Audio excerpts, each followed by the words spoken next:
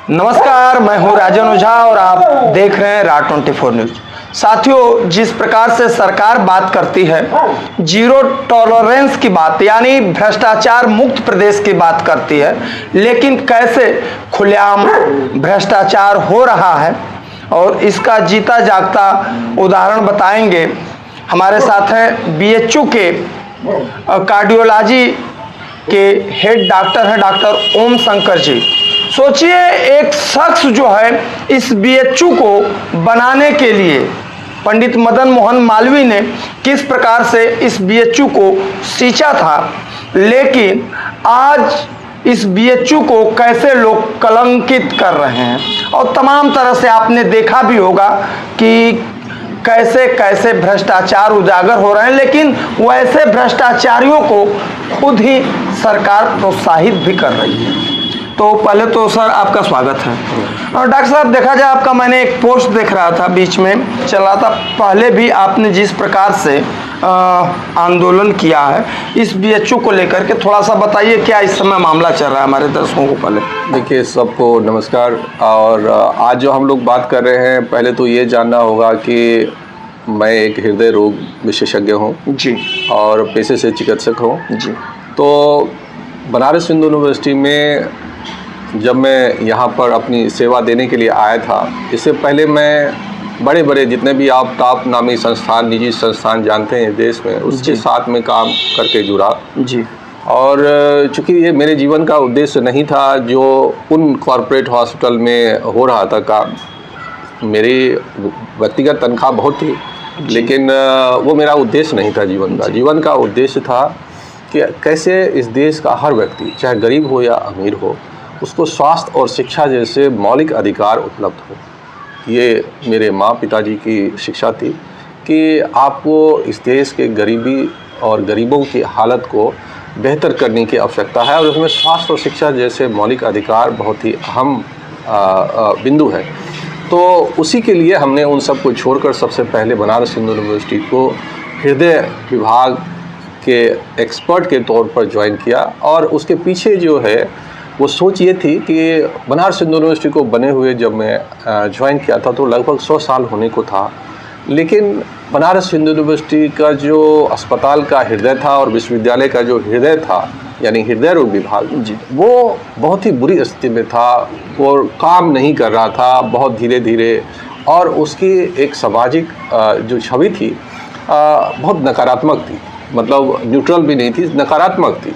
और हफ्ते में वहाँ 3 ओपीडी चलती थी, 25 से 30 मरीज मुश्किल से वो आते थे जिनके पास और कोई विकल्प नहीं होता था जीवन का।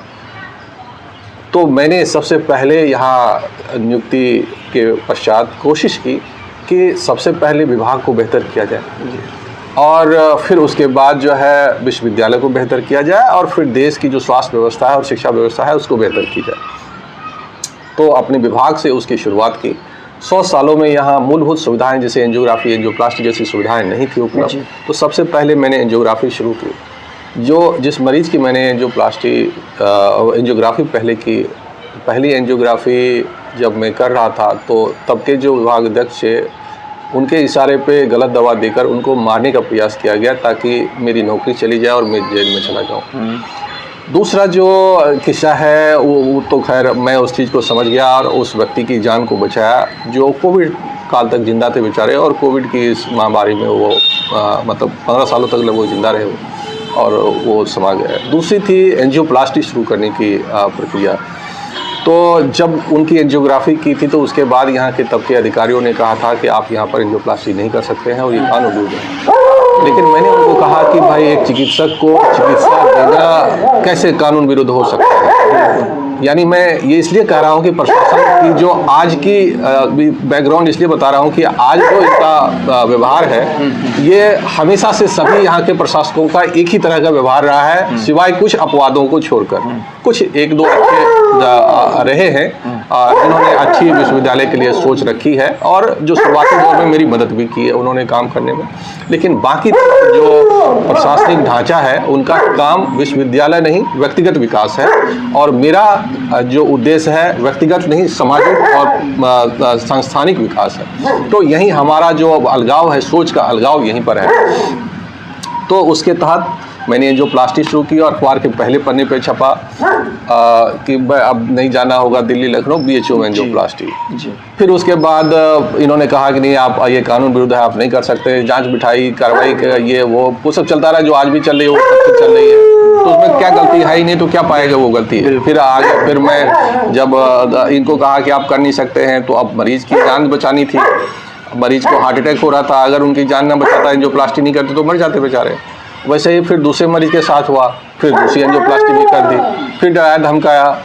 लेकिन मैं अपने काम से नहीं रुका, क्योंकि ये मेरा चिकित्सक के तौर पर ये पहला काम था, यहाँ के मरीजों की विश्वास को हासिल करना, यहाँ को अच्छी सुविधाएं और स्वास्थ्य सुविधाएं उपलब्ध कराना, ताकि लोग यहाँ के लोगों को वो चीज़ मिले जो नहीं मिल रहा था और जिसके अभाव में उनके अपनों की जाने जा रही थी, अपने और अपनों की जाने जा रही थी। अगर उस उद्देश्य एक चिकित्सक बनकर मैं नहीं कर पाता, तो फिर मेरे यहाँ ज्वाइन करने से कोई फ़र्क नहीं पड़ता। और इन लोगों ने, जो पद्मश्री लहरी साहब हैं जी, उनकी ईमानदारी को इन्होंने ऐसे ही नष्ट किया। उनके विभाग को ग्रोथ नहीं करने दिया यहाँ के इस नकारात्मक सोच के प्रशासनिक अधिकारियों ने, और वो उनको बेचारा आजीवन ईमानदारी के साथ जीते रहे। जितनी उनकी क्षमता थी उस सीमित सीमाओं में अपना योगदान देते रहे, लेकिन वो नहीं कर पाए जिनके लिए वो आए थे, और उनकी पूरी जो मतलब टैलेंट थी उसकी हत्या कर दी गई, और समाज को जो उससे फ़ायदा मिलता उस समाज को भी नुकसान पहुंचाया। तो मैं पहले से सोच के आया था कि मैं लहरी साहब की तरह शांत रह के तो नहीं रहूँगा। मैं या तो रहूँगा तो काम करूँगा, या नहीं तो विश्वविद्यालय में नहीं रहूँगा, और जब तक मेरी सांस है तब तक मैं संघर्ष करूँगा। तो इस तरह शुरुआत हुई एंजियोप्लास्टी, फिर दूसरी की, तीसरी की, और फाइनली जो है इतनी कर दी कि तब के जो कुलपति जी थे उनको मानना पड़ा कि मैं सही कर रहा हूँ और मेरा सोच सही है, डायरेक्शन सही है, और ये विश्वविद्यालय और विभाग की बेहतरी के लिए है। तो उन्होंने आगे चलकर मुझे एंजियोप्लास्टी करने की अनुमति दी थी। तब तब के अखबार ने एक बड़ा ही मेरे पर एक संक्षिप्त टिप्पणी उस पर की थी जी, कि अन्ना से कमतर नहीं था डॉक्टर ओम शंकर का सत्याग्रह। ये दिगर बात है कि अन्ना का आंदोलन आज भी जारी है, लेकिन डॉक्टर ओम शंकर के आम जनता को स्वास्थ्य के अधिकार दिलाने को मुकाम मिल गया। विश्वविद्यालय में एंजियोप्लास्टी क्या की, अपने ही दुश्मन बन बैठे। ये उनका जज्बा था कि वो डटे रहे और एंजियोप्लास्टी की। आज कुलपति जी ने उनको अपने कार्य को आगे बढ़ाने के लिए अधिकृत कर दिया है। मानव जज्बा के डॉक्टर ओम शंकर को सलाम, मानव सेवा के जज्बे को, डॉक्टर ओम शंकर के जज्बे को सलाम। ये पहली थी यहाँ पर एंजियोग्राफी, एंजियोप्लास्टी यानी विभाग की बेहतरी को मैंने स्थापित किया, और विभाग के जो एक सकारात्मक छवि थी उस समाज में स्थापित की, नकारात्मकता को दूर किया। तो आप ये बताएं, मैंने विश्वविद्यालय के लिए अच्छा किया या बुरा के लिए किया, समाज के लिए अच्छा किया या बुरा किया? बिल्कुल।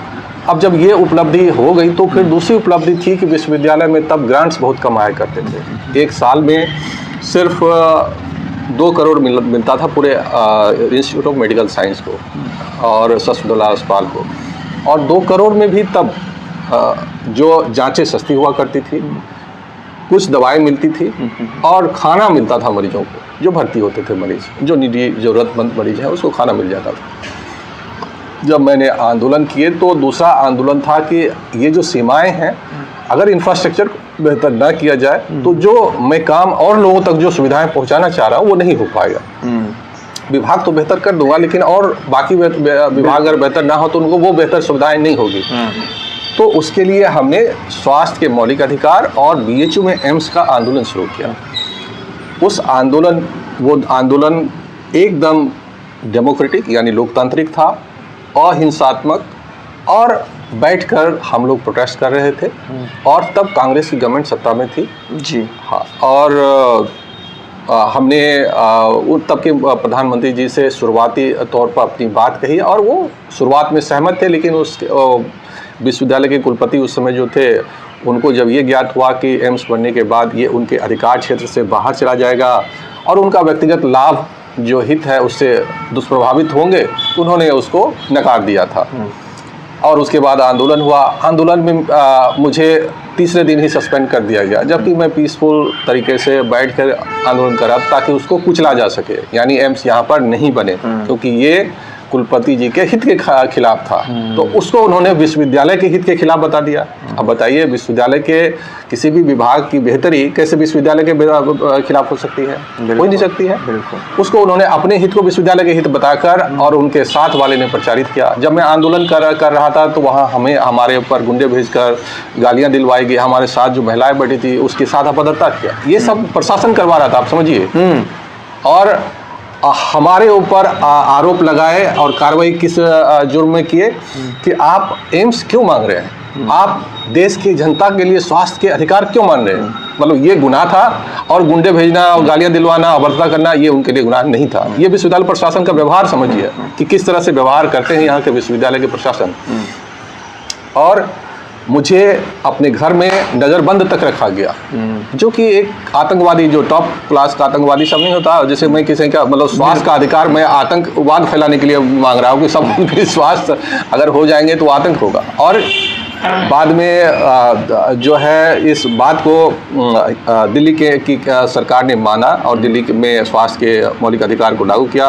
बाद में राजस्थान की सरकारों ने लागू किया कि और वहाँ पर स्वास्थ्य के मौलिक अधिकार लागू हुए हमारी मांग के अनुसार, और केंद्र सरकार ने भी माना उसको, और एक अनमने मन से एक आयुष्मान भारत में कुछ पैसे देकर उस योजना को शुरू कर रखा है, जो कि बहुत ही छोटा सा हिस्सा है। इसमें बहुत सारा काम अभी करना बाकी है, लेकिन नीतिगत तौर पर उन्होंने मेरे नीतिगत तौर पर उसको मान लिया। उसके बाद स्वास्थ्य जो है एक राजनीतिक मुद्दा बना, उस पर वाद विवाद हुआ, जिस पर कोई नेता राजनीति नहीं करना चाहते थे। इस देश के आज कोई नेता नहीं जो हम लोग के वजह से आज स्वास्थ्य की राजनीति ना करता हो।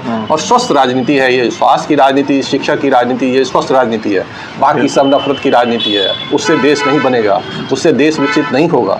जैसे मनुष्य को चलने के लिए दो पैरों की आवश्यकता होती है, उसी तरह किसी समाज की बेहतरी के लिए स्वास्थ्य और शिक्षा बिल्कुल जैसे मूलभूत अधिकारों की आवश्यकता है। और यही मैं मांग रहा हूँ, ताकि हमारे यूथ, जो हमारी सबसे बड़ी शक्ति है, वो एक अच्छे यूथ में, यानी लिटरेट, तकनीकी तौर पर विशेषज्ञ विकसित हो, और जो देश की बेहतरी के लिए काम करे, और इससे हमारा जो देश मजबूत होगा।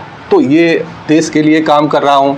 तो ये सब इनको गैर लोकतांत्रिक और अपराधीकृत मेरा लग रहा है, और इसलिए हमेशा हमारे विरुद्ध काम करता है। लेकिन जो भ्रष्टाचारी होते हैं यहाँ पर, जैसे यहाँ के मेडिकल सुपरिटेंडेंट डॉक्टर प्रोफेसर के गुप्ता जी हैं, उनके ऊपर ब्लड बैंक में, उस पे आऊँगा सर। साथियों देखिए, वीडियो आज मेरा बनाने का यही मकसद